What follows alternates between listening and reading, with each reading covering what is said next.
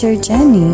I'm so excited to teach you our lesson for today. Our target most essential learning competency is observing correct grammar in making definitions. Grammar is not a set of rules. It is something inherent in the language, and language cannot exist without it. It can be discovered but not invented. Charlton Laird. Thank you, Charlton Laird, for providing this code. Let's have the concept of pattern. Pattern is an arrangement that reveals or suggests a design. It is a framework of an utterance. The study of the language has a long history. Although language, science, or linguistics, as we know, came into being only in the last century and a half. I know you are familiar with the subject-verb agreement, so let's refresh ourselves. So, when we talk about subject-verb agreement, I know that most of you know this already. The basic idea behind sentence agreement is simple.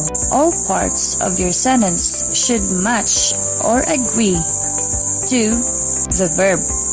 The verb needs to agree with their subjects in number.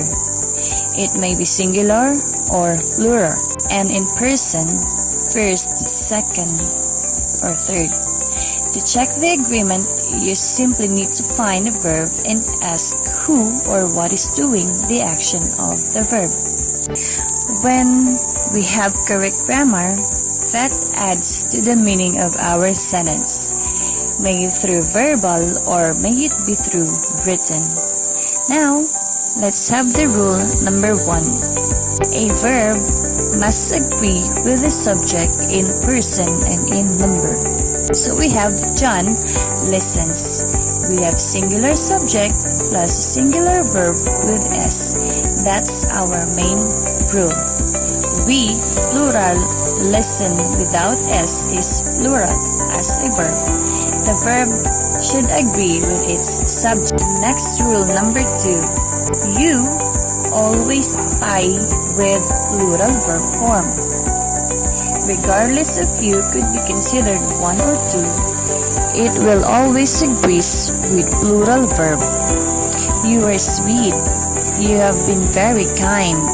You were there for me, and so on and so forth. Singular pronouns tie with singular verbs. These pronouns are singular. Everybody, anyone, anybody, someone, somebody, no one, nobody, another, anything, either, neither.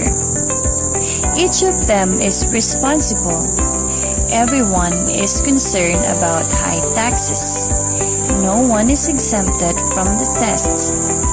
Is, as a verb, agrees with each, everyone, and no one, which are all subjects. Number 4. Words join to a subject by with, together with, in order to, and including, do not affect the verb. Meaning, we will focus on our main subject, which can be found at the beginning, usually of a sentence. The machine, with all its parts, sells 500 pesos. We will disregard with all its parts because our main subject is the machine. It is the same with the next example. Number 5.